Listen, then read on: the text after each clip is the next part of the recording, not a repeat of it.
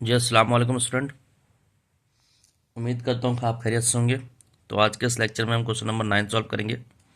और 9 में आपसे देख लें क्या कह रहा है। 4 फिगर दी हुई हैं आपको, एक और बाकी की 3 ये दी हुई, ठीक है भाई, बी सी डी।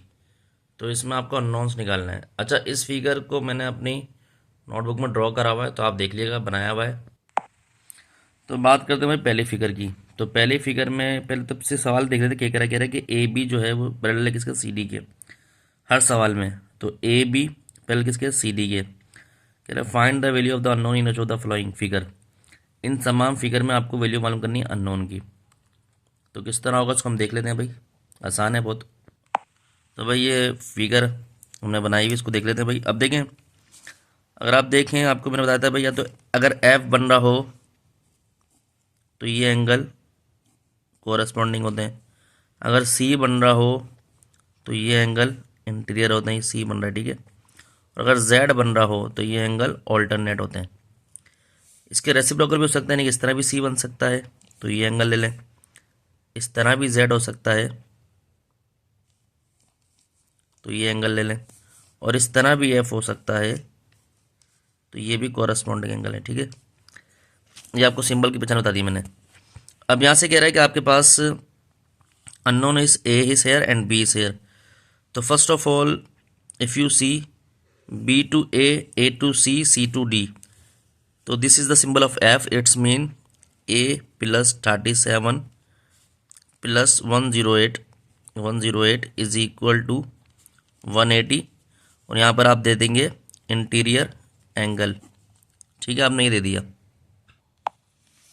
तो ए प्लस, तो ये 108 और ये 37 को प्लस करेंगे, तो ये हो गया भाई अपना 15, 5 इधर, 1 इधर, 11, 13, 14, 14। तो ये हो गया 145। तो 145 इज इक्वल टू 180।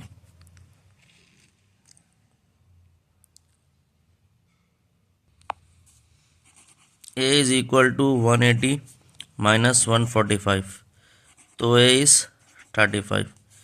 हमने निकाल लिया। Now if you find out b, तो if you consider triangle b c e, तो इन दोनों का सम जो है इसके एक्सटीरियर एंगल के बराबर होगा। अगर ये स्ट्रेट लाइन के बाहर एंगल बन रहा है, शर्त दी कि स्ट्रेट लाइन के बाहर बने, तो आप बी की 37 plus 71 is equal to B, आप ये रेफरेंस देंगे एक्सटीरियर एंगल, ठीक है भाई। तो ये हो गया 3870 प्लस 4110, तो ये हो गया 108 इज इक्वल टू बी। तो बी की वैल्यू कितनी आ गई, 108। तो स्टूडेंट ये हमने दो अननोन की वैल्यू मालूम कर ली। तो उम्मीद करता हूँ समझ आ रहा होगा आपको। अब बात करते हैं हम पार्ट बी की। पार्ट बी में आपसे कह रहा है, देखें, अगर आप ये देखें, ये 45 है तो ये भी 45 होगी। एक्स बन रहा है तो अल्टरनेट एंगल है और वर्टिकल अपोजिट एंगल है। तो अब मैं ये लिखता हूँ ए एच और आई, हाँ, ए एच आई बराबर किसके है, a h f, sorry, a h f लिखो। ए एच एफ बराबर किसके है भाई, वो है ई एच बी के। क्योंकि ये एच है ना, तो ये ई एच बी, ये देखें 45 बनना, ई एच बी, ये भी एच है। तो ये जो हम अगर लिख लें तो ये हमारे पास हो जाएगा 45 हो जाएगा, ठीक है, कि वर्टिकली अपोजिट एंगल है। तो यहाँ लिख देंगे ए एच एफ जो है ये हो गया 45, और यहाँ लिख देंगे वर्टिकली अपोजिट एंगल, ठीक है, वर्टिकली अपोजिट एंगल, ठीक है स्टूडेंट, ये हमने लिख दिया। उसके बाद क्या करेंगे भाई हम, उसके बाद स्टूडेंट हम ये करते हैं कि यहाँ पर अगर आप देखें तो ये इंटीरियर एंगल बन रहा है ए एच आई और ये आई सी, मतलब ये चीज़ उल्टा सी बन रहा है। तो ये हमारे पास हो गया 64 plus 45 plus C plus 32, C plus 32 is equal to 180। यहाँ पर लिख देंगे आप इंटीरियर एंगल, ठीक है भाई। तो ये सी 45 प्लस 65, तो ये 100 ही हो गया 109, 109 plus C plus 32 is equal to 180। तो सी प्लस, अब आप क्या करेंगे 109 32, तो ये हो गया 110 141, तो 141 इज इक्वल टू 180। तो सी की वैल्यू आ गई 180, माइनस करेंगे तो 39 आ गई। सी हमारे पास 39 आ गया, ठीक है, सी 39 आ गया और एच 45 आ गया। अब हम लोग मालूम करना है डी, तो डी किस तरह होगा मालूम, डी इस तरह होगा भाई, डी के अंदर डी प्लस 64 प्लस सी, ये ट्राइंगल बन रहा है अगर आप देखें तो 64 डी और ये सी, तो इनका सम 180 के बराबर होता है, इज इक्वल टू 180। तो यहाँ आ गया D plus 64 plus 39 is equal to 180। अगर आप 64 और 39 को प्लस कर लें तो ये आपका बनाया कितना, 4 10 13, ये 1 7 8 9 10, तो 103 बनेगा ये, ठीक है। D plus 103 is equal to 180, तो डी हमारे पास हो गया 180 माइनस 103, तो डी हमारे पास है कितना 77।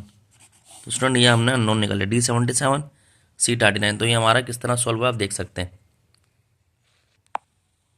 ना स्टूडेंट। पार्ट सी में आपको दिया हुआ ये सब चीज़ें, और देखें ये दो साइड बराबर हैं इसके, तो जब साइड बराबर होती हैं तो उसके वर्टिकली अपोजिट एंगल बराबर होते हैं। तो ये इसका एंगल 2E है, तो इसका एंगल भी जाहिर सी बात है 2E ही होगा, ठीक है। तो अगर आप देखें तो ये पूरा ट्राइंगल अगर मैं लूँ BCE, तो अगर मैं ट्राइंगल कंसीडर करूँ, कंसीडर ट्राइंगल BCE, तो इसमें क्या होगा भाई, इसमें ये F जो है वो किसके सम, ये साइड इसके बराबर 2E प्लस, और CE के अपोजिट साइड होगी ये B वाली, तो ये भी 2E, तो F हमारा पास बराबर गया 4E के बराबर आ गया। पहला तो ये हो गया हमारे पास, ठीक है, ये हमने खाली एक कर लिया, अभी अननोन नहीं आया ये हमारे पास। अगर आप देखते हैं मैं अननोन किस तरह आएगा, देखें आप देखें ये एक्सटीरियर एंगल बनेगा E plus F is equal to 120, exterior angle है ना, देखें दोनों का सम एक्सटीरियर एंगल के बराबर होगा। तो अगर मैं यहाँ पर लिखूँ E plus F is equal to 120, reference देता हूँ एक्सटीरियर एंगल सम, ठीक है भाई। तो E ऐसे लिखा, प्लस F की जगह जो हमने 4E था सब्स्टिट्यूट कर देंगे, तो ये 4E इज इक्वल टू 120, तो 5E इज इक्वल टू 120, तो E is equal to 120 upon 5, तो 5 1 5 5 24 ज़ा, तो E की वैल्यू आ गई 24। अब 24 आ गए, 24 उठा के इधर से उठा के इसमें पुट कर दें आप F में, तो F is equal to 4E की जगह 24, तो F इज इक्वल टू 96, ठीक है भाई, F 96 आ गई, E आ गई, F आ गई। अब बात किसकी करनी है भाई, E F हो गया बस, और G, हाँ भाई G क्या है भाई, Z बन रहा है, तो G plus 2E plus 2E, सही है भाई, यानी कि बराबर होगा G, या देखें इस तरह ले लें G plus 2 is equal to F, ये Z बन रहा है ये इस तरह से, सही है भाई, G plus 2E is equal to F, तो ये हो गया G plus 2E is equal to F, G ऐसे लिखा, प्लस 2E की जगह 24, F जो 96 आ गया, तो G प्लस ये हो गया 48 इज इक्वल टू 96, तो G हो गया 96 माइनस 48, तो G की वैल्यू आ गई ऑलरेडी 48, ठीक है भाई, तो ये अननोन आ गया G, ठीक है। तो ये हमारा पार्ट सी हो गया। अब स्टूडेंट ये पार्ट डी है हमारे पास लास्ट, इसमें देखें भाई, अगर आप देखें मैं ये पूरा एंगल मालूम करना चाहूँ तो 180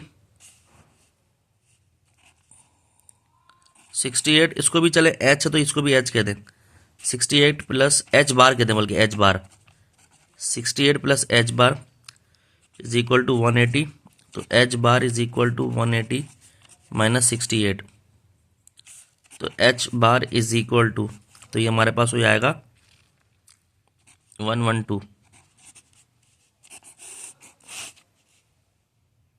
सही भाई, 112 आ गया, तो ये 112 आ गया स्टूडेंट, ठीक है। h bar is equal to 112, अब ये 112 आ गया। अब मालूम करते हैं भाई ये वाला एंगल, इसको आप जे बार कह दें, तो देखेंगे 65 है, तो ये भी 65 होगा, वर्टिकल अपोजिट एंगल है, तो अभी लिख देंगे भाई जे बार इज इक्वल टू 65, और लिख देंगे वर्टिकली अपोजिट एंगल, ठीक है।